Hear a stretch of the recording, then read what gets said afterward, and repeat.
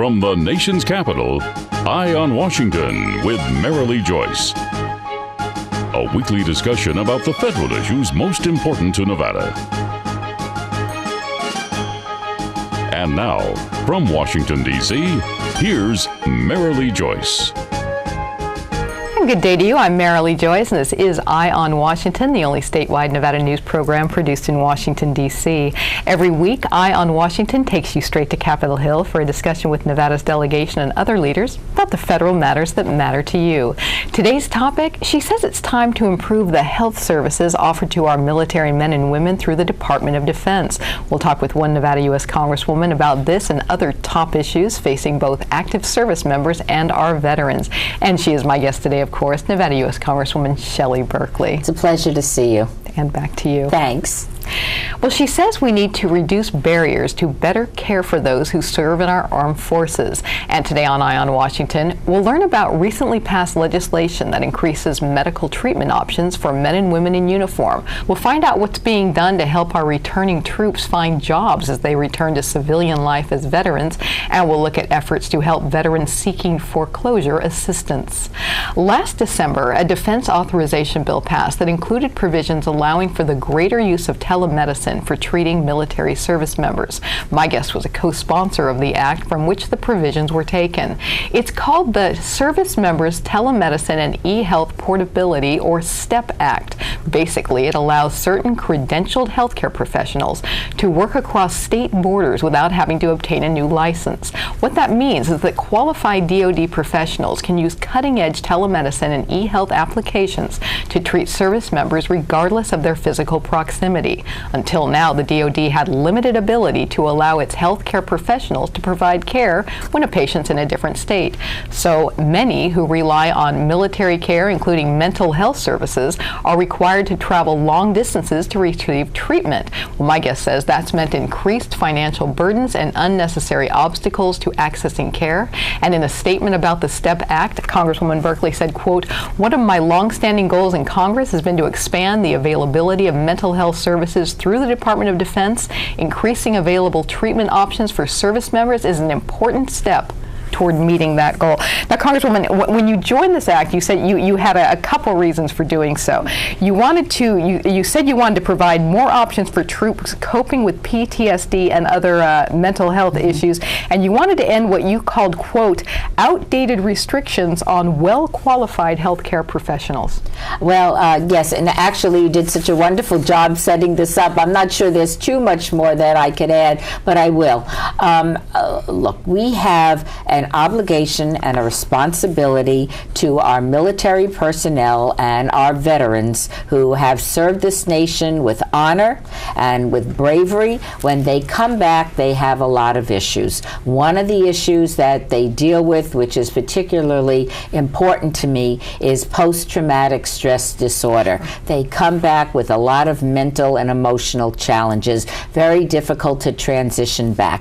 Now, if you have a veteran who happens to be living in one location, let's say Nevada, but the healthcare professional who is expert in that particular field happens to be located in Arizona, rather than, and this has been the case, rather than have the veteran have to travel all the way to Arizona in order to speak with, be treated by a healthcare professional, this piece of legislation through the Department of Defense enables them to do telemedicine where they can stay where they are, and the healthcare professional can treat them from afar. It will save ultimately millions of dollars, but it will give the patient, our veteran, a chance to get immediate help. The other part of this legislation is that it expands the definition of civilian personnel that can do the treatment. As it is, we have a tremendous healthcare shortage when it comes to our veterans and our military personnel. This enables the licensing to be easier, not lowering the standard, just to enable the licensing to be done in a more timely manner, giving more health care and mental health opportunities to our vets. Yeah, the step back language, like you're saying, it expands the definition of the healthcare professional. Exactly. So we still have the qualified DoD folks who are trained in this. And you've said is that these qualified individuals, it's going to greatly help the treatment of our veterans. And I want to expand on that. You especially were focused on those with mental health challenges. We know that, of course, many of our troops are injured in the line of duty and in their service to this nation, and we treat them. We have some of the finest facilities for physical problems, but so many of our veterans come back from the field of battle from serving this nation with issues and problems that are not easily identifiable. Post-traumatic stress disorder, transitioning back to a civilian life, is a challenge for so many of our men and women. So it's important for us to recognize that this is a legitimate problem. It's a legitimate disability, but it doesn't have to be a permanent one. We can treat it, and these vets, unlike in wars in years gone by, we can actually help them transition back with the proper medical personnel and healthcare professionals that are trained to identify post-traumatic stress disorder and be able to treat it. And you've once again set up the segue. You mentioned the word transitioning. I know another big thing to you is helping those folks transition when they come back, transition into finding jobs here. Yes, we're going to talk important. about that right after this on Eye on Washington. You're watching Eye on Washington with Marilee Joyce. Brought to you by the National Mining Association, Caesars Entertainment, the Frias Companies, NV Energy, the Las Vegas Convention and Visitors Authority, the Nevada Mining Association, Western Lithium Corporation, and Skyline Restaurant and Casino. America's minerals have made us a nation of self-reliant dreamers, shaping our world and the endless ways we enjoy it. But red tape often forces us to import more than half the minerals we depend on. Minerals we already have. We don't import our dreams. Shouldn't that go for our minerals too? The National Mining Association. Learn more at nma.org. You already watch Eye on Washington with Marilee Joyce, Nevada's only statewide program produced in Washington, D.C. But for even more news from Capitol Hill that affects you, your family, and your business, you need to read Nevada's Washington Watch, our online newsletter. In-depth reporting on federal efforts that impact you. Our exclusive Inside the Beltway column, putting a microscope on Nevada's congressional delegation. Guest editorials about what Nevada needs from the Hill. Nevada's Washington Watch, your watch on Washington. Subscribe today at nevadaswashingtonwatch.com. Heads we go, tails we stay. A coin flip. That's how it all began for what is now Nevada's largest transportation provider. Charlie Frias, with a can-do spirit and support of his loving wife Phyllis, bought ABC Union Cab in 1966. They then parlayed 5 cabs into a fleet of nearly 1,000. And today, Frias has over 2,000 employees and was recently voted Las Vegas's best company to work for. Frias, safe, reliable, simply the best.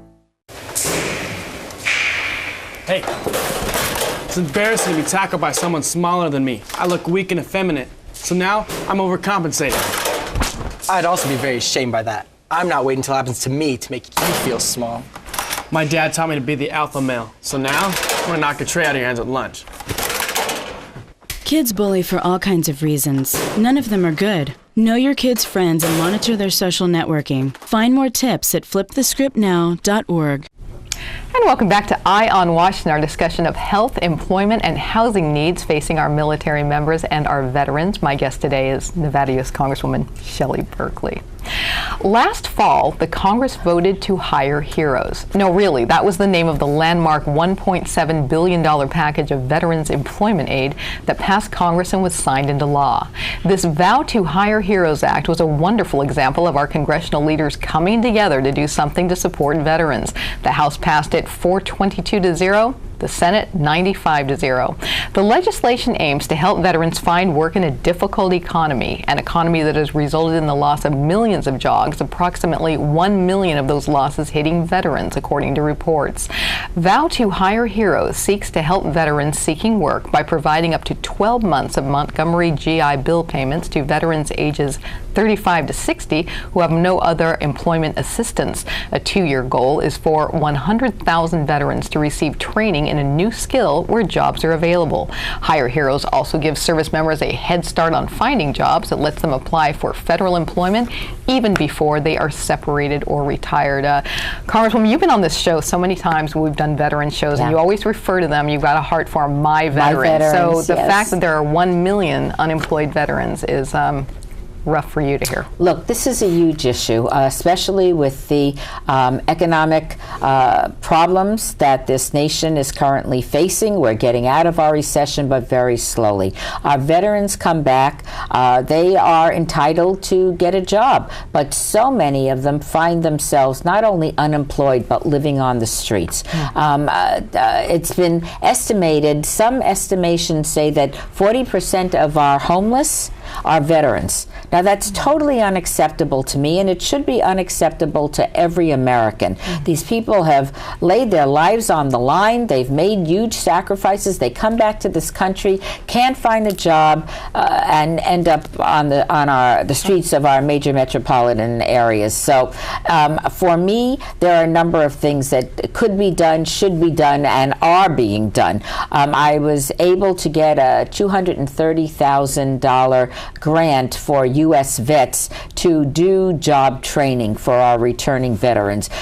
Teach them a skill, integrate what they've learned in the military, and some of them have become, many have become very highly skilled while they were in the military. Let's take the talents that they've acquired and retrain them so that they can use their newfound talents in their civilian life. It not only helps them, but it helps this country as well. I'm very concerned about the homeless. So we, and that was one of the reasons I was so upset about the Ryan budget, so-called Ryan budget, because it eliminated a homeless voucher program that would take care of 10,000 homeless veterans, get them suitable housing and the job training that they need so much. So I'm a tremendous advocate of that. So what is your $230,000? It's going to retraining veterans, giving them the skills they need for the 21st century and jobs that are available. It also helps with job placement. There are other things that are very important, and one is a preference, allowing veterans to access federal employment. As you mentioned, even before they are retired or they leave the military, so that they could get an opportunity to get a job in the federal government with a slight preference for, let's say, time served in the military. So I think that's very important too. The Montgomery 21st Century GI Bill, very similar to after World War II, where so many of our GIs came back and they took advantage of getting a good college education. Same thing now. We train them, we give them an education, give them an opportunity to access a job that they might not have been able to access prior to getting that college degree. Let me add something that you're saying and have you comment on it. You know, speaking of the training, and another Labor Department finding I'm sure you'll find interesting is that veterans between the ages of 35 and 64, they have the highest financial obligations and the fewest available VA education and training options, and they continue to make up nearly 2/3 of all unemployed veterans. Yeah, that is very much the case, and generally between the age of 35 and 64, they have families to support, they come back, and they can't find a job because it becomes becomes very, very difficult to retrain. We're providing additional resources to give them the opportunity to either go get their college education, get retrained, and get job placement.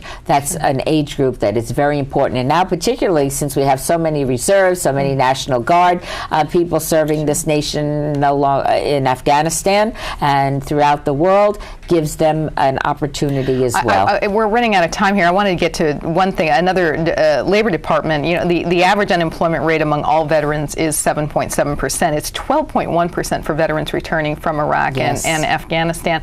I'm curious, when you go home, you're often home on the weekends and, of course, during congressional breaks. What do what do veterans tell you about the unemployment need? I mean, Nevada's already so struggling, but what about the veterans? Particularly in Nevada, where we're very hard hit. My veterans want a job. I don't hear any of them telling me they love unemployment benefits. Thank you so much. What they're saying is, Congresswoman, I'm qualified. I need a job. Where can I go get a job so I can get off the streets? I can take care of my family. And it's something we owe our vets, and we need to provide these opportunities for people that are asking for help. And they're not asking for a handout, they're asking for a hand up. Thank you. And when we come back, we'll find out what's being done to help veterans who are facing foreclosure. That's right after this.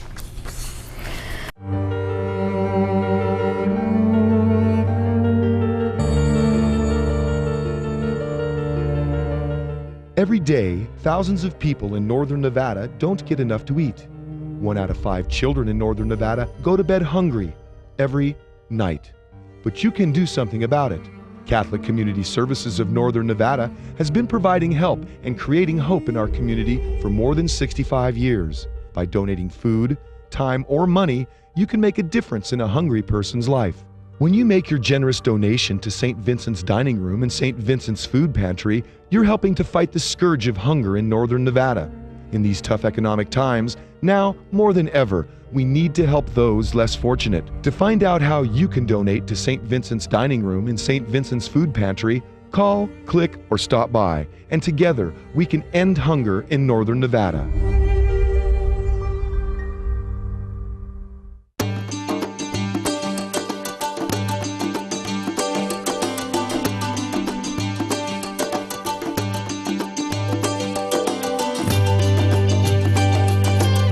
Thanks to an ongoing commitment by America's mining companies, more than 2 million acres already have been reclaimed. To learn more about reclamation or other aspects of mining, visit nma.org, the National Mining Association. You already watch Eye on Washington with Marilee Joyce, Nevada's only statewide program produced in Washington, D.C. But for even more news from Capitol Hill that affects you, your family, and your business, you need to read Nevada's Washington Watch, our online newsletter. In-depth reporting on federal efforts that impact you. Our exclusive Inside the Beltway column, putting a microscope on Nevada's congressional delegation. Guest editorials about what Nevada needs from the Hill. Nevada's Washington Watch, your watch on Washington. Subscribe today at nevadaswashingtonwatch.com. Heads we go, tails we stay. A coin flip. That's how it all began for what is now Nevada's largest transportation provider. Charlie Frias, with a can-do spirit and support of his loving wife Phyllis, bought ABC Union Cab in 1966. They then parlayed 5 cabs into a fleet of nearly 1,000. And today, Frias has over 2,000 employees and was recently voted Las Vegas's best company to work for. Frias, safe, reliable, simply the best.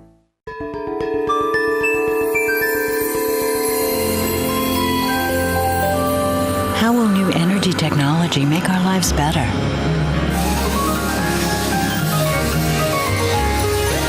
Will geothermal, wind, and solar energy be a bigger part of our future? Yes. And soon it will all be in our backyard. Learn more at nvenergy.com.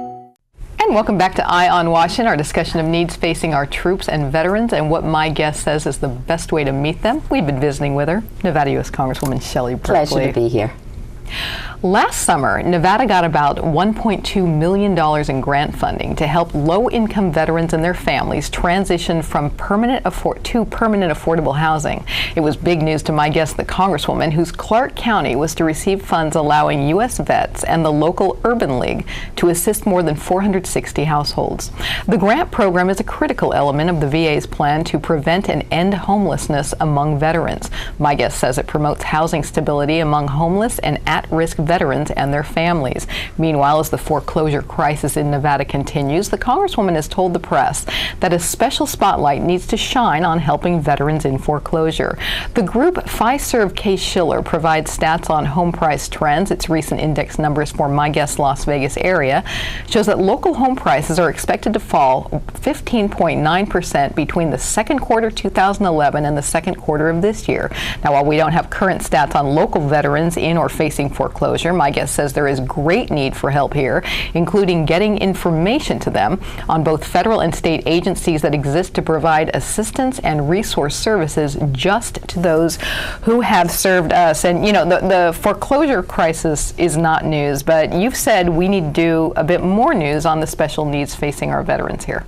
Well, we discovered early in this mortgage foreclosure crisis that a large number of our active service personnel that were serving this nation in Iraq and Afghanistan, so they're up to their eyeballs. Every minute of the day they're in danger.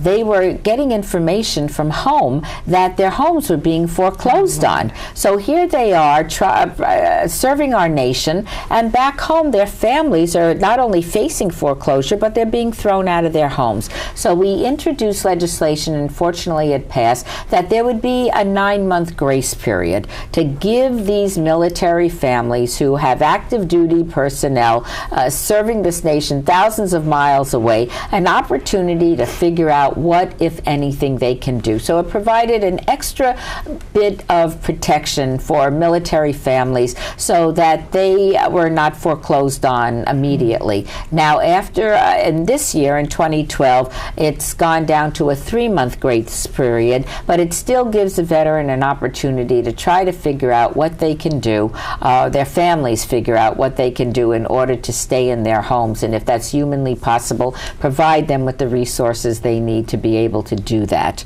I think it's an important thing, and it's the least we could do for these men and women that are serving this nation overseas. In your estimation, are existing federal agencies doing enough to help veterans, or what more could be done? A lot of it has to do with providing the information so the veterans know that there are programs and services available to them. Look, so many times if they're serving overseas, they're not interested in figuring out, they're not able to figure out, oh, what programs are available to help my family. But we don't do a good job in giving the vital information that the veterans need to access the programs that are currently existing so that they can, in fact, keep their families in their homes or make sure that they can get out of their homeless situation. You know, of course, all of our delegation members encourage veterans to go to their website to find out what job and housing help resources are available. What would a veteran find going to berkeley.house.gov? Well, I invite them to do that because my office, especially at this time, we represent the urban core of Las Vegas, have a good number of veterans, and the fastest growing veterans population in the United States, as you're well aware. We have vital information there that they can access. In addition to that, I invite them to go, if they have a problem, an immediate need, call my office. We are set up to help our veterans in anything from homelessness to job creation to helping their families in time of need. My office does that. We take great pride in that. Those offices are here and in Nevada, and again, that is berkeley.house.gov if you're a veteran looking. And we're going to be right back with our mailbag segment. All of us at Caesars Entertainment have something we want to say. Play responsibly. Play responsibly. We don't want you to gamble if you've had too much to drink. You shouldn't gamble if you're lonely or depressed. And if you're under 21, you're not allowed to play. No, no, no.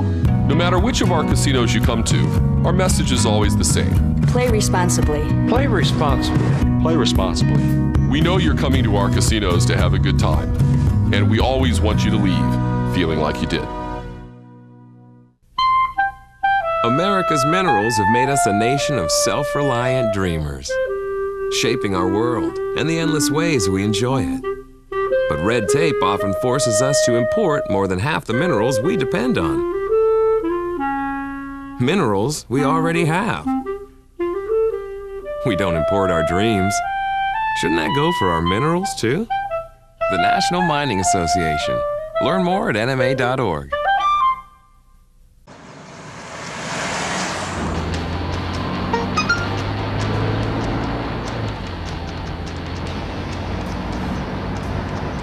The average text takes your eyes off the road for nearly 5 seconds.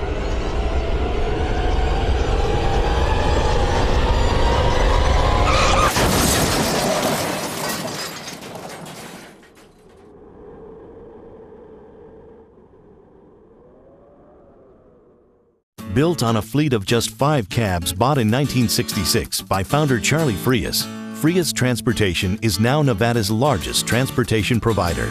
Today, Frias has a fleet of nearly 1,000 vehicles and more than 2,000 employees. As an industry and community leader, Frias continues to create the future of transportation technology and management and actively supports the community, continuing the legacy of quality service in the Las Vegas Valley. Simply the best.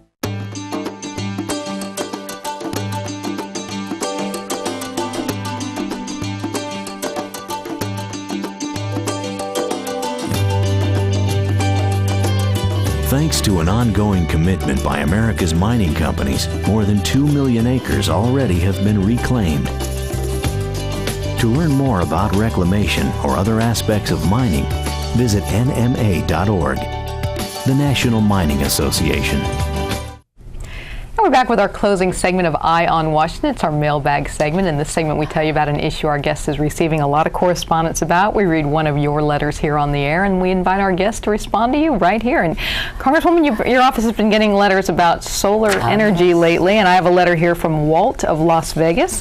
He says, "Dear Congresswoman Berkley, what are the major barriers to development of solar energy collection in Nevada, and what could be done to remove them and allow for more rapid development?" What do you say to Walt? Well, I thank Walt for the question. Actually, the development of renewable energy, particularly in the state of Nevada, is a great passion of mine.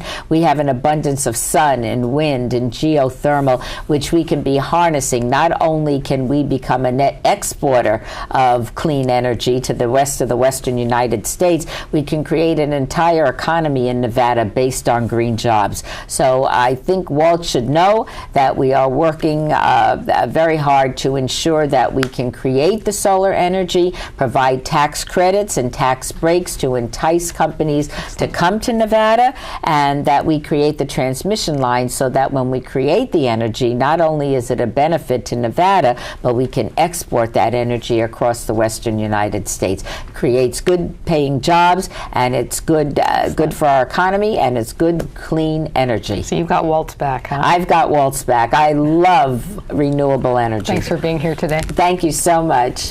And that is it for this week's Eye on Washington. Be sure to join us next time as we discuss more important federal matters and their impact on Nevada. And visit joycecommunications.com or our Facebook page for more on the very latest from the Hill that affects your life.